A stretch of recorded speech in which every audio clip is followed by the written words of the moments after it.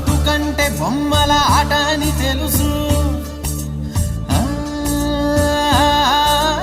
కథ అని తెలుసు, కథ అని తెలుసు, కథలన్నీ కంచికే చేరునని తెలుసు, తెలుసు తెర తొలుగుతుందని, తెలుసు తెల్లారుతుందని, తెలుసు ఈ కట్టె పుట్టుకుమంటదని,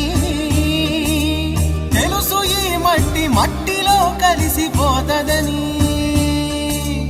ఇన్ని తెలిసి ఇరకాటంలో పడిపోతావు ఎందుకని మాయా